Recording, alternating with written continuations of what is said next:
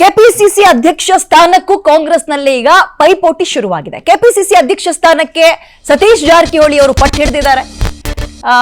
ಅದರ ಜೊತೆಗೆ ಮಂತ್ರಿಗಿರಿ ಸ್ಥಾನಕ್ಕೆ ಕೆಪಿಸಿಸಿ ಅಧ್ಯಕ್ಷ ಸ್ಥಾನದ ಜೊತೆಗೆ ಮಂತ್ರಿಗಿರಿ ಸ್ಥಾನಕ್ಕೂ ಕೂಡ ಪಟ್ಟು ಹಿಡಿದಿದ್ದಾರಂತೆ. ಎಂಎಲ್ಸಿ ಬಿಕೆ ಹರಿಪ್ರಸಾದ್ ಹೆಸರು ಪ್ರಸ್ತಾಪಿಸುವ ಸಾಧ್ಯತೆ ಇದೆ ಅಂತಿದ್ದಾರೆ.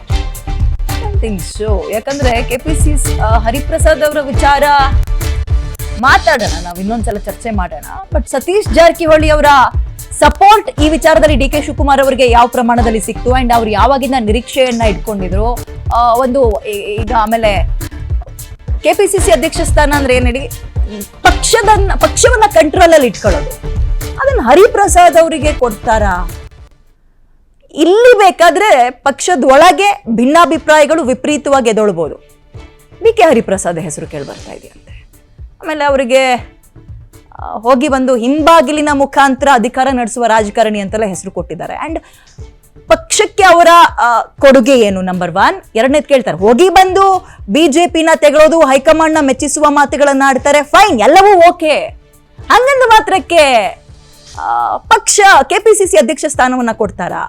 ಅದನ್ನ ಮೀರಿಯೂ ನಾವು ಚರ್ಚೆ ಮಾಡ್ಬೋದು. ಬಟ್ ಸತೀಶ್ ಜಾರಕಿಹೊಳಿ ಅವರ ಇಂಪಾರ್ಟೆನ್ಸ್ ಏನು, ಅವ್ರು ಯಾವಾಗಿಂದ ಅದಕ್ಕೆ ಬೇಡಿಕೆಯನ್ನ ಇಟ್ಟಿದ್ರು, ಆಮೇಲೆ ಹರಿಪ್ರಸಾದ್ ಅವರಾದ್ರೆ ಪಕ್ಷದೊಳಗೆ ಕೇಳ್ಬರುವಂತಹ ಚರ್ಚೆಗಳು ಏನು, ಸತೀಶ್ ಜಾರಕಿಹೊಳಿ ಅವರು ಪಟ್ಟಂತಹ ಶ್ರಮ ಏನು, ಇವೆಲ್ಲವೂ ಕೂಡ ಪ್ರಶ್ನೆ ಮ್ಯಾಟರ್ ಆಗ್ತಾ ಹೋಗುತ್ತೆ. ಕಾದ್ ನೋಡೋಣ.